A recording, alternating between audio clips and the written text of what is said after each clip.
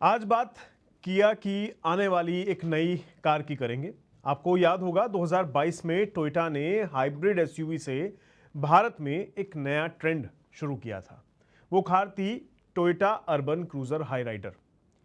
उसी रास्ते पर मारुति चली, फिर होंडा ने भी हाइब्रिड टेक्नोलॉजी पर भरोसा जताया और अब किया ने भी साफ साफ संकेत दे दिए हैं कि भारत का अगला बड़ा ऑटो बैटल सिर्फ ईवी का नहीं बल्कि हाइब्रिड एसयूवी का भी होने वाला है। कंपनी ने अपनी पहली हाइब्रिड एसयूवी किया सोरेंटो को टीज कर दिया है। नाम सुनने में थोड़ा आपको अटपटा लग सकता है, लेकिन यही है सोरेंटो, किया सोरेंटो। तो अब सवाल यह है कि क्या टोयोटा की फॉर्च्यूनर को पहली बार एक ऐसी चुनौती मिलने वाली है जो सिर्फ फीचर्स नहीं बल्कि टेक्नोलॉजी के दम पर भी होगी। आखिर किया ने हाइब्रिड टेक्नोलॉजी पर ही इतना बड़ा दाव क्यों लगाया है?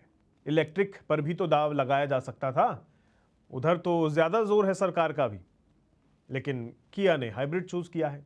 चलिए समझते हैं आखिर इस एसयूवी में खास क्या है, टेक्नोलॉजी कैसी है, कीमत क्या हो सकती है और फॉर्च्यूनर के अलावा किस किस पर परेशानी बढ़ सकती है इस एसयूवी के बाजार में आ जाने से। देखिए, अगर पिछले कुछ सालों पर अगर आप नजर डालें तो किया ने भारत में एंट्री लेते ही सेल्टोस, सोनेट और केरेंस जो है किया केरेंस जैसी एसयूवी से जबरदस्त सफलता हासिल की।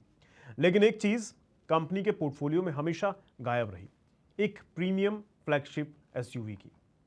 अब सोरेंटो के जरिए किया पहली बार 35 से 45 लाख रुपए के बजट में एक प्रीमियम एसयूवी सेगमेंट में उतरने जा रही है। यानी अब मुकाबला क्रिएटा या सेल्टोस से नहीं बल्कि फॉर्च्यूनर, स्कोडा कॉडियक, जीप मेरिडियन और वॉक्सवैगन टायरॉन जैसी गाड़ियों से होगा। लेकिन असली सवाल यह है कि हाइब्रिड ही क्यों, ईवी क्यों नहीं? दरअसल भारत में इलेक्ट्रिक कारों की बिक्री लगातार बढ़ रही है, लेकिन उसकी रफ्तार उतनी तेज नहीं है जितनी कंपनियां कुछ साल पहले उम्मीद कर रही थी। कारण वही है, चार्जिंग इंफ्रास्ट्रक्चर अभी भी सीमित है। लंबी दूरी की यात्रा करने वाले ग्राहकों में रेंज की एंजाइटी बनी रहती है कि अगर अटक गए कहीं तो लटक जाएंगे, क्या करेंगे। दूसरी तरफ पेट्रोल और डीजल लगातार महंगे होते जा रहे हैं। वहीं हाइब्रिड टेक्नोलॉजी बीच का रास्ता बनकर सामने आती है। क्यों? क्योंकि हाइब्रिड कार में पेट्रोल इंजन भी काम कर जाता है और इलेक्ट्रिक मोटर भी। शहर में कम स्पीड पर कार कई बार सिर्फ इलेक्ट्रिक मोटर से ही चलाई जा सकती है। वहीं हाईवे पर पेट्रोल इंजन और इलेक्ट्रिक मोटर मिलाकर बेहतर परफॉर्मेंस गाड़ी को दिया जा सकता है। सबसे बड़ी बात यह है कि इसमें अलग से चार्जिंग की जरूरत तक नहीं पड़ती, क्योंकि बैटरी खुद से ही चार्ज होती रहती है। यही कारण है कि भारत में हाइब्रिड कारों की मांग लगातार बढ़ रही है। चलिए अब बात करते हैं किया की आने वाली इस नई एसयूवी सोरेंटो की। बात इसकी करनी जरूरी है क्योंकि बात इसी के इर्द गिर्द होने वाली है आने वाले टाइम में। ग्लोबल मार्केट में सोरेंटो हाइब्रिड में 1.6 लीटर टर्बो पेट्रोल इंजन दिया जाता है जो इलेक्ट्रिक मोटर के साथ मिलकर लगभग 230 हॉर्स पावर का पावर जनरेट करता है। अब आप समझ गए होंगे कि ये गाड़ी बाजार में पहले से उपलब्ध है, भारत में नहीं है लेकिन ग्लोबल मार्केट में अवेलेबल है। इसके साथ 6 स्पीड ऑटोमेटिक ट्रांसमिशन भी मिलता है और कुछ वेरिएंट में AWD यानी ऑल व्हील ड्राइव भी उपलब्ध है। अगर ये सेटअप भारत आ जाता है तो ये किया की अब तक की सबसे एडवांस एसयूवी होगी। इसकी शुरुआत साल 2002 में हुई थी और अब तक ये 4 जनरेशन तक आ चुकी है गाड़ी। काफ़ी नए नए मॉडल्स इसमें आ चुके हैं। कंपनी के मुताबिक अब तक सोरेंटो की 48 लाख से ज़्यादा यूनिट्स दुनिया के 132 देशों में बिक चुकी हैं। साल 2024 और 2025 में भी ये किया के 3 सबसे ज़्यादा बिकने वाले मॉडल्स में शामिल रही है। अब डिज़ाइन की बात कर लेते हैं। सोरेंटो का डिज़ाइन किया की नई डिज़ाइन लैंग्वेज पर आधारित है।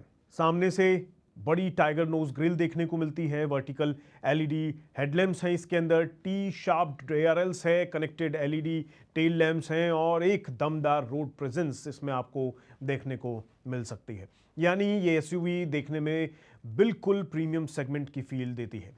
अंदर बैठेंगे तो ड्यूअल 12.3 इंच स्क्रीन होगी, डिजिटल इंस्ट्रूमेंट क्लस्टर, बड़ा infotainment display, panoramic sunroof, ventilated seats, premium sound system, 360 degree camera और लेवल 2 ADAS जैसे फीचर्स मिलने की इसमें भी उम्मीद की जा रही है। यानी फीचर्स के मामले में भी किया एक बार फिर अपनी पहचान बनाए रखना चाहती है।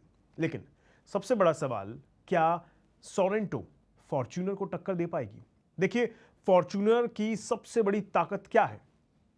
उसकी सबसे बड़ी ताकत सिर्फ उसका इंजन नहीं है, उसकी ताकत है टोयोटा का ब्रांड ट्रस्ट, बेहतरीन रिलायबिलिटी, हाई रीसेल वैल्यू और मजबूत सर्विस नेटवर्क।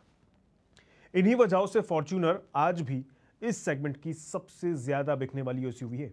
लेकिन फॉर्च्यूनर की एक सबसे बड़ी कमजोरी भी रही है, वो आज भी हाइब्रिड टेक्नोलॉजी ऑफर नहीं करती है।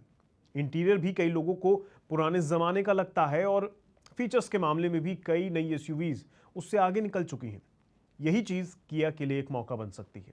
अगर सोरेंटो बेहतर माइलेज, ज्यादा फीचर्स और प्रीमियम इंटीरियर के साथ आ जाती है तो कई ग्राहक फॉर्च्यूनर की जगह इसे चुन सकते हैं। लेकिन किया के सामने भी चुनौतियां कम नहीं हैं।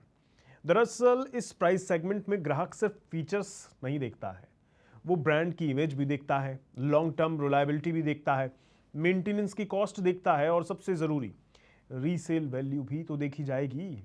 टोयोटा ने ये भरोसा पिछले कई दशकों में बनाया है और किया को वही भरोसा कमाने में अभी समय लगेगा। अब एक बड़ा सवाल, क्या हाइब्रिड भारत का भविष्य बनने वाला है? देखिए, कई एक्सपर्ट्स की अगर मैं बात कहूँ, उनकी माने तो अगले 5 से 10 साल तक हाइब्रिड भारत के लिए सबसे प्रैक्टिकल टेक्नोलॉजी बन सकती है। क्यों? क्योंकि भारत जैसे देश में ईवी चार्जिंग नेटवर्क बनने में अभी समय लगेगा, एकदम से चमत्कार नहीं होने वाला है। और जब ये बन जाएगा तब भी ये दोनों चीज़ें साथ में चल सकती हैं। इसलिए ये बड़ा मेजर फैक्टर है हाइब्रिड टेक्नोलॉजी के साथ। दूसरी तरफ सरकार का लक्ष्य भी है कि फ्यूल इंपोर्ट कम किया जाए, तो उसमें भी ये मददगार ही साबित होगा। ऐसे में हाइब्रिड कारें पेट्रोल की खपत कम करती हैं, बेहतर माइलेज देती हैं और बिना चार्जिंग की परेशानी के ईवी जैसा अनुभव देने की भी कोशिश करती हैं। यही वजह है कि टोयोटा, होंडा, मारुति और किया सभी हाइब्रिड पर निवेश बढ़ा रही हैं।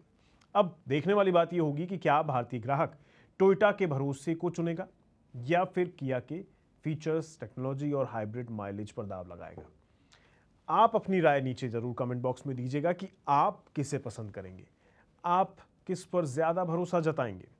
मुझे आपके कमेंट का इंतजार रहेगा। मैं मिलूंगा आपसे अगली वीडियो में, तब तक के लिए नमस्कार।